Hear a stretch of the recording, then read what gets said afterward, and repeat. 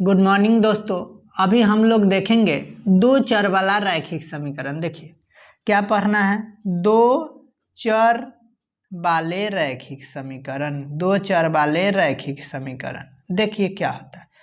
दो चर वाले रैखिक समीकरण यानी कि लीनियर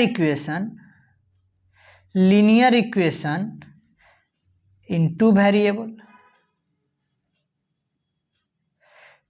देखिए क्या कर रहा है, दो चर वाले रैखिक से समीकरण कैसा हो, रैखिक। रैखिक का मतलब क्या हो गया, यानी लीनियर का मतलब क्या हो गया, इक्वेशन कैसा हो, लीनियर हो। लीनियर का मतलब क्या हो गया, जिसका डिग्री कितना हो, 1 डिग्री का हो, यानी डिग्री यानी जिसका घात कितना हो, 1 हो। जैसे ax plus B Y plus C बराबर 0। तो यहाँ x के पावर वेरिएबल ही है, ए बी कांस्टेंट है, x के पावर 1 है, बी के पावर y के पावर भी 1 है। जैसे मान लिया 3x प्लस 4y बराबर 5। तो यहाँ x चाहे y के पावर कितना है, x चाहे y के पावर 1 है। तो ये हो गया लीनियर इक्वेशन। कह रहा है दो चर वाले, चर का मतलब क्या हो गया, यानी variable, number of variable terms. Variable terms क्या है, एक्स और वाई, दो गो चर है और ये सब तो कांस्टेंट टर्म है। तो एक्स और वाई दो गो चर हो गया और इसका कांस्टेंट टर्म हो गया, 3 4 5 ये सब कांस्टेंट है। चर मान कितना है, दो गो, और कितना घात के है, एक घात के, यानी दो चर वाले रैखिक समीकरण। इसके आगे देखिए, जैसे इसमें कुछ कंसेप्ट पढ़ना होता है हम लोग को। देखिए इसमें क्या कंसेप्ट पढ़ना होता है, देखिए इसमें हम लोग को कंसेप्ट पढ़ना होता है। जैसे इक्वेशन है में दो इक्वेशन है, a1x plus b1y plus c1 equal to 0, और दूसरा equation a2x plus b2y plus c2 equal to 0। तब क्या होगा, यदि a1 by a2 not equal to b1 by b2 हो, तब हम इसको कहते हैं, इसका अद्वितीय हल होगा। कैसा होगा, अद्वितीय हल होगा, अद्वितीय हल होगा। और यह कैसा करेगा, प्रतिच्छेद करती हुई रेखा होगा, प्रतिच्छेद करती रेखा होगा, छेद करती रेखा होगा, यानी प्रतिच्छेद करती रेखा हो गई। केवल एक हल होगा, कितना होगा, अद्वितीय हल, और वो भी केवल एक हल होगा। इसके आगे हम देखते हैं। अब दूसरा है, जैसे मान लिया a1, जैसे a1 by a2 equal to b1 by b2 equal to c1 by c2 रहे, तो इसको हम क्या कहते हैं, इसको हम संपाती रेखा कहते हैं। क्या कहते हैं, संपाती रेखाएं, संपाती रेखाएं। और इसका अपरिमित रूप से अनेक हल होगा, यानी सेम पूरा वैल्यू होगा। अपरिमित रूप से अनेक हल, अपरिमित रूप से अनेक हल हो जाएगा, अपरिमित रूप से अनेक हल होगा। और इसका क्या होगा, संगत या कहीं आश्रित, संगत या आश्रित समीकरण होगा, आश्रित समीकरण होगा। और तीसरा a1 by a2 equal to b1 by b2 तो है, लेकिन not equal to c1 by c2 है, तब इसको हम कहते हैं, यह कैसा होगा, समांतर रेखा होगा। कैसा होगा, समांतर रेखा होगा। इसका कोई हल नहीं होगा, इसका हल नहीं निकलेगा, कोई हल नहीं होगा, इसलिए इसको हम क्या कहेंगे, असंगत रेखा। इसको हम असंगत समीकरण कहेंगे, संगत नहीं है, असंगत समीकरण होगा। इसका मतलब हम लोग अभी पढ़े हैं, अगर इक्वेशन a1 बाई a2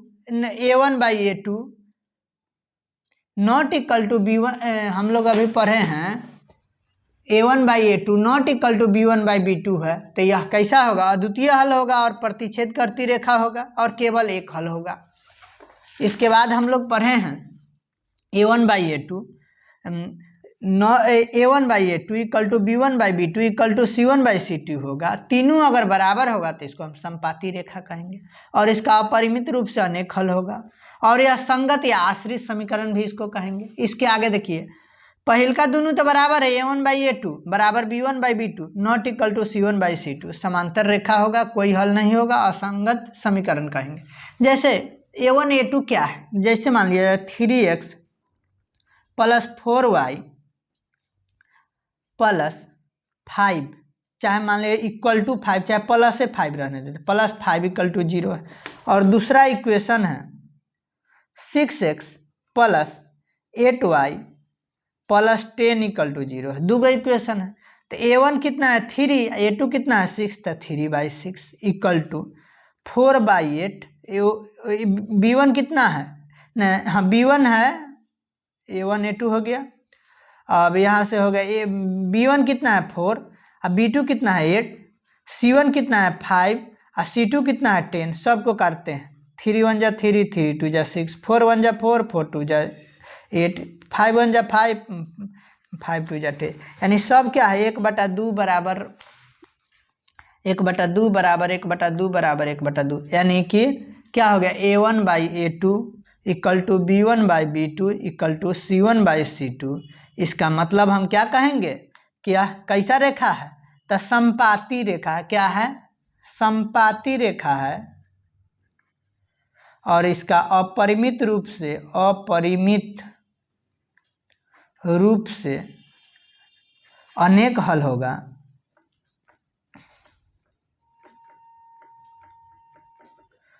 अपरिमित रूप से अनेक हल होगा और यह संगत या कहिए आश्रित समीकरण होगा, संगत या आश्रित समीकरण होगा। उसी प्रकार एक और देखते हैं दूसरा, जिसे मान लिया जाए यही है 3x plus 4y plus 5 equal to 0 है और यहाँ रहे 6x प्लस 8y 10 के जगह पर मान लिया 15 है। तो यहाँ देखिए क्या हो जाएगा, a1/a2 तो हो गया, b1/b2 भी हो गया, लेकिन c1/c2 यानी 5/15 काटेंगे तो 1/3 आ जाएगा, सब 1/2। देखिए यहाँ जैसे मान लिया जाए यहाँ से 3/6, 4/8, 5/15, इस सब को काटे हैं 1/2, इहो आएगा 1/2, लेकिन ये आ गया 1/3। इसका मतलब क्या कहेंगे a1/a2, देखिए इसका मतलब कहेंगे a1/a2 equal to b1/b2 not equal to c1/c2। इसका मतलब इसको हम क्या कहेंगे, समांतर रेखा होगा। कैसा होगा, इसका मतलब हम इसको कहेंगे समांतर रेखा होगा। कैसा होगा, समांतर रेखा होगा, कोई हल नहीं होगा, इसका कोई हल नहीं निकले, कोई हल नहीं होगा, कोई हल नहीं होगा। और क्या होगा, ये असंगत समीकरण कैसा होगा, असंगत होगा, असंगत समीकरण। इसी में देखते हैं जैसे यही है 3x plus 4y plus 5 equal to 0 ही है। और दूसरा है मान लिया जाए यही है, इसमें क्या लेते थे, जैसे मान लिया 6x प्लस 7y बराबर प्लस कुछ 10 ने कर देते हैं, तो ये हो जाएगा यहाँ देखिए 3/6, 4/7, 5/10। तो देखिए 3/6 काटे हैं 1/2, 5/10 ये भी 1/2, लेकिन यह है 4/7 कटवे नहीं करेगा, यानी a1/a2 not equal to b1/b2।